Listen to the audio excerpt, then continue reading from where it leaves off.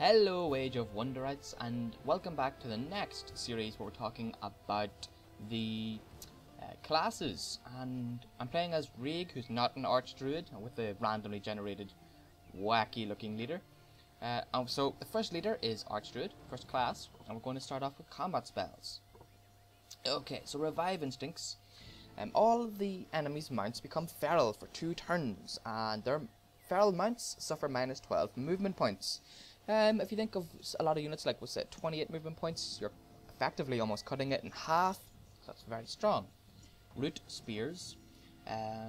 You deal 20 damage and attempt to hinder the enemy unit. If hinder passes, that means they lose 50% of their movement points for a single turn. Rust Strike has a very hard to read tooltip.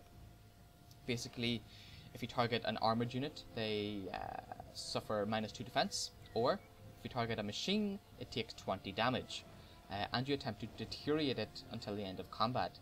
Deteriorated, yes. Units suffer minus 8 strength and 4 defense. Deteriorated, yes, I think I got it that time. Okay. Savage Rage. Awakens a creature's primal instincts. Okay, whatever. Friendly monster or animal gains charge, first strike, and +3 strength, armor piercing, overwhelm, and wall crushing until the end of combat. I really like the idea of giving, like, a little pig wall crushing. That's huge. That's awesome. Only costs 8. It's a very, very nice spell. Synergises very well with your summoning abilities, because you always summon an animal. Where are we? Savage Rage. Hornet Swarm. This is your combat spell. Unleashes a swarm of giant hornets on enemy troops. Deals 20 poison damage to the target enemy unit. The effect jumps a maximum of 4 times to other enemy units that are 3 or less hexes away from the previous target, and it doesn't affect machines or undead units. Twisting Roots. They are tier 3 battlefield enchantment. Forces the roots that run deep down in the earth to the surface, impeding all units moving by land. All walking units on the battlefield have their movement radius halved. Okay, so it doesn't affect their casting points, it just cuts down their movement radius. Revitalize. Another unit enchantment. Channels the invigorating properties of nature to revitalize target friendly unit. The unit's abilities are taken off cooldown and 50% of its movement points are restored. So you think you can, if you, as a hero, cast a spell, get this put on you, well, you can cast 2 spells per turn, make an attack, and then have a leader cast this on someone, and then you can make another attack or use another ability. Vengeful Vines. Okay, this actually looks really cool. The destructive powers of nature are called forth to break down the structure of civilization. Basically, you deal 17 damage to all walls at the start of each combat round. So that's very, very powerful. It can be disjuncted and cancelled out, but that's a waste of an enemy's turn, and you are going to get that out the turn you cast this, so you gain stuff from it no matter what. Here's a summon. Summons the Ancestral Spirits of nature to assist in the fight until the end of combat. We'll click into him in a wee moment. Call Beast Horde. Summons a random wild beast at the start of every combat round to assist the caster in the fight, and this happens for 7 turns. The units survive for the rest of the battle, but you only get a unit once every 7 turns. Yeah, it's a very nice ability. It's very end game, and it can change the tide. But the unit does summon randomly on the field, so sometimes it can be like the very edge of the battlefield, and it's kind of almost useless. Let's check out these Ancestral Spirits. You'll recognize them. They look a lot like the Sorcerer's summoned guy. What's he called? Something. We'll check him out in the next video. Okay, so this guy, he inflicts Spirit Breaking, so minus 2 strength, defense, resistance for 2 turns. 10 damage, that's not great. Nice health, pretty poor defenses. Strong Will, so he's 100% immune to Holy. Incorporeal, so he can pass through walls. Floating, physical protection from incorporeal, and spirit protection. Very nice. He's a nice unit. I mean, he's nothing fantastic. Physical protection is where it all comes from. Let's head on back to our Archdruid. Okay, so now I guess we are on to global spells, everything that happens on the map. One with the elements. By calling upon the wonders of the wild, blah blah blah, all the caster's units gain minus 50% terrain and climate morale penalties, and 50% terrain and climate happiness bonuses. Okay, that's pretty cool. Summoned wild animal.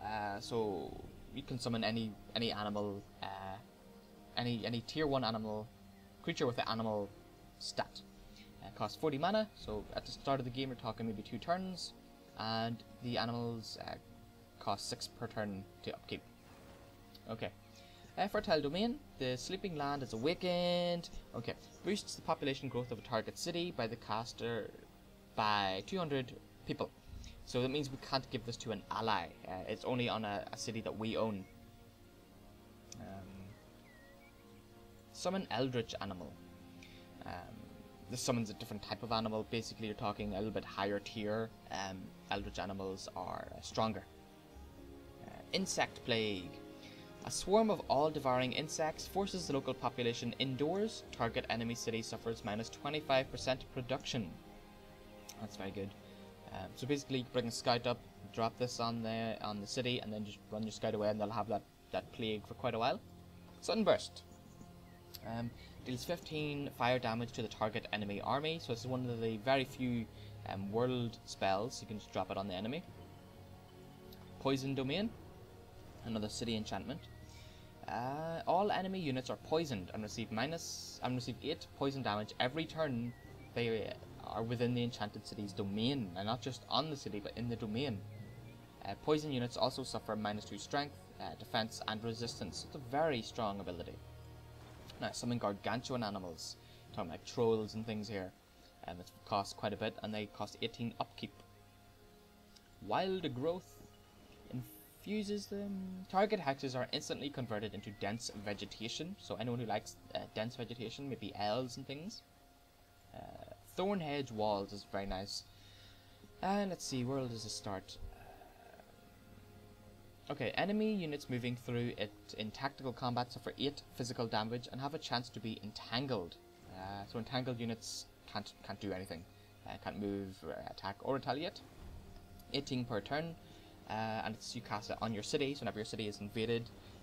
It's a really high mana cost, so you have to plan ahead. Do you think you're going to get invaded? You can always just put it on all your cities, but it's a huge mana cost. So what you can do is you can cast it, and you can, well, prepare it, and then just not cast it, and leave it sitting there until you think you're about to get invaded, and then the turn before they get there, cast it, and then boom, nice walls. Nature's Eyes. Reveals all invisible and concealed units within the Empire's domain. That's very nice. It's a world enchantment, so it affects all of your cities. Summon the Horned God. Now this is what makes the Archdruid so damn scary. We'll click into the Horned God in a minute. And the Wild Hunt. Where's the start? Bestows floating and strong will on all of the caster's units. So everything can float, and everything has 100% immunity to holy damage, which makes all of our units really, really scary against the Theocrats. And then Horned God. Let's get in here and check this bad boy out. So 20 damage, up to 3 times, 92 health, 16 defense, 13 resistance. So is that all? Is that all he gets?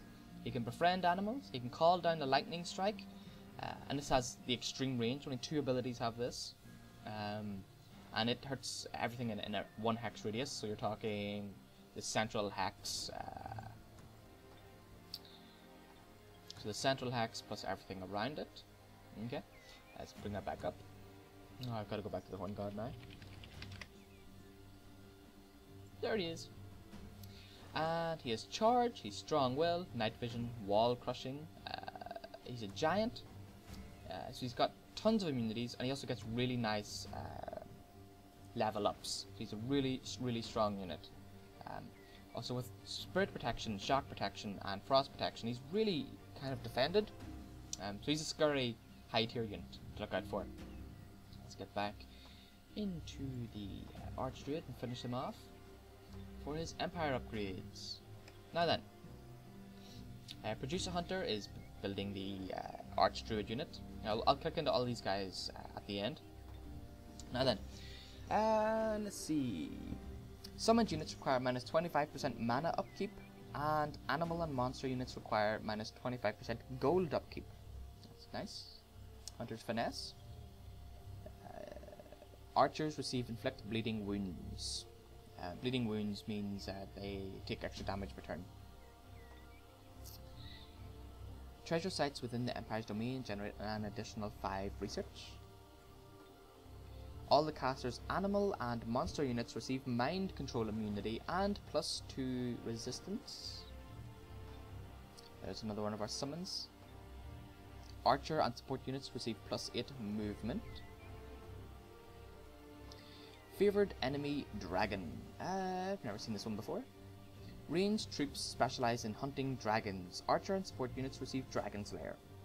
+3 damage against dragons, yes. Oh, okay, that's pretty good.